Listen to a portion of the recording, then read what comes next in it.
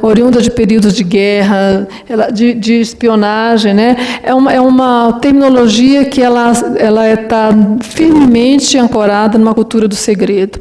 Então, eu acho que não precisaria a gente ter mantido essa terminologia de ultrasecreto, secreto e reservado. Bastaria se colocar, de fato, os conjuntos ou temas e estabelecer qual seria o prazo de sigilo para cada uma, né? Acho que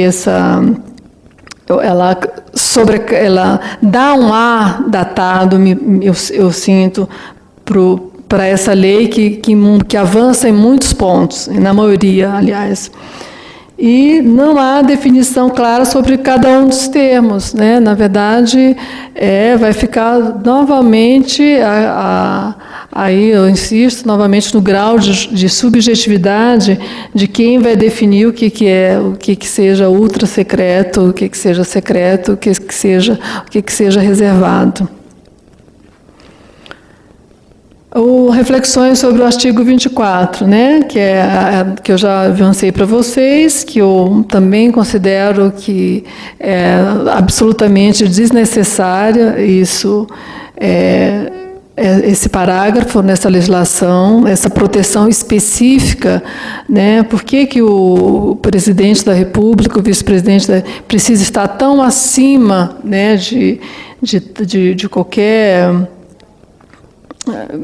Está tão especificado dentro da lei essa proteção. E a minha hipótese, que eu já avancei aqui para vocês, é que esse parágrafo se deve muito à conjuntura política, na qual a lei foi pensada, foi discutida e foi finalmente foi finalmente aprovada.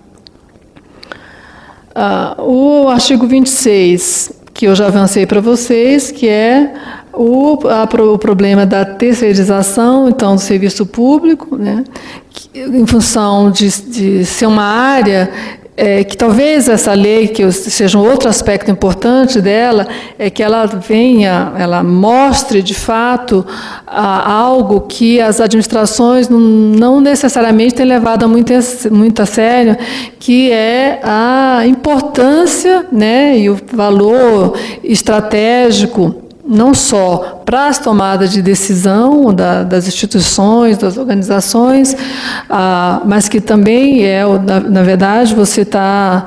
Hoje, os documentos que estão sendo produzidos hoje, eles se constituirão e são o sedimento da nossa memória, né, que vai servir para a escrita da história.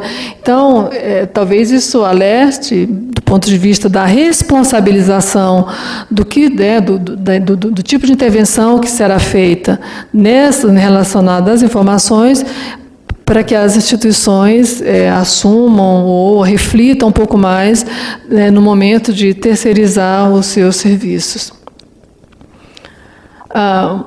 Sobre o artigo 29, né? Eu falei que a redação está assim, né?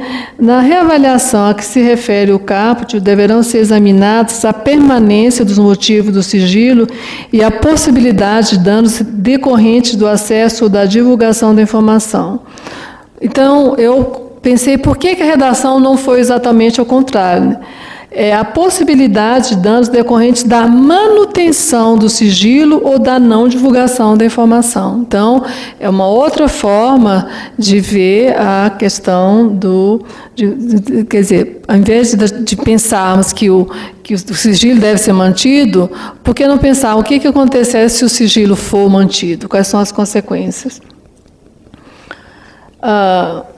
Sobre o artigo 30, são basicamente a questão da definição do rol das informações e o rol de documentos classificados.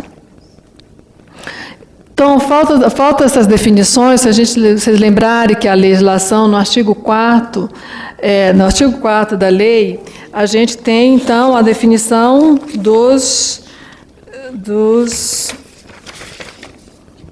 do que são, desculpem, cadê o artigo 4º?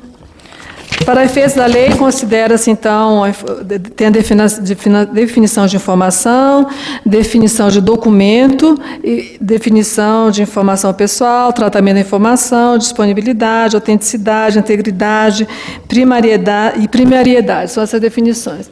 Aí, quando nós vamos lá, então, no artigo 30, nós temos, então, assim, rol das informações que tenham sido desclassificadas nos últimos 12 meses. E no mesmo, né, no inciso seguinte, fala de rol de documentos classificados em cada grau de sigilo com identificação para referência futura. Qual a diferença, né, então a minha questão qual a diferença entre informação e documento? São sinônimos nesse caso? E não são, né, não são. Então, isso é engraçado, eu mesma, só depois, há pouco tempo, relendo essa lei, é que eu particularmente, me dei conta, pode ser que eu esteja enganada, mas que há uma confusão aqui e que isso pode ter impacto, né, no momento de operacionalização da lei.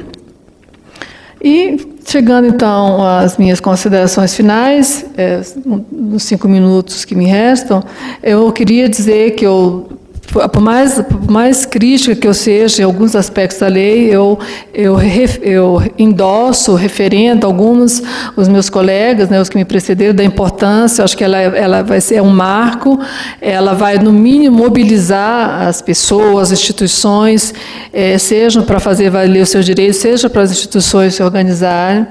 Eu continuo mostrando e reafirmando que ela mantém algumas idiosincrasias em relação ao que a modernidade ou a nossa contemporaneidade em relação ao acesso à informação, como é o que eu já observei para vocês anterior, que eu acho que não deveria permanecer. Ela segue, dentro do contexto internacional, é uma lei que a gente viu que, do ponto de vista da história recente, o final dos anos 80, a partir do final dos anos 80, os anos 90, os anos 2000, foram anos, né, foram décadas de muita mobilização internacional, onde os países, de fato, sobretudo o fato da queda do muro em 89, do muro de Berlim, e toda a derrocada dos países comunistas, então isso também, de certa forma, mobilizou a Europa como um todo, no sentido de se adequar, né, de zelar pela transparência das ações do Estado. Então, a nossa lei ela seguiu um pouco esse movimento né, de acompanhar as questões internacionais. Ela é tributária também do nosso contexto nacional. A minha hipótese é que também, eu acho que a partir de toda a questão dos documentos, do acesso a documentos envolvendo a ditadura militar e a busca por esses documentos e decisões da Justiça Nacional e até de cortes internacionais, mas relacionado a um episódio da história brasileira, isso também mobilizou e ela, de fato, esses movimentos, essa conjuntura, ela participa, então, da concepção dessa lei. E, finalmente, também o que foi dito aqui, a implementação dela, né, que o procurador que me antecedeu, né, ele explicitou bem isso. Mais do que um avanço, ela representa um desafio, né? Ela representa um desafio e também acena com perspectivas. A lei ela não é algo figê, não é algo, né, congelado no tempo. Ela também é passível de aprimoramentos. Agora, a importância que ela exista e que ela tenha aguçado os espíritos no sentido de discutir e de considerar, de fato, o direito de acesso à informação como um dos direitos humanos e que o Estado, como um dos responsáveis, né, pela garantia desse direito, assume, né, por meio do legislador, por meio de uma das instâncias do Estado, que é o Poder Legislativo, de fazer, então, de formular uma legislação que, no mínimo, ela coloque algumas balizas em termos do que é o acesso às informações públicas. É isso. Muito obrigada.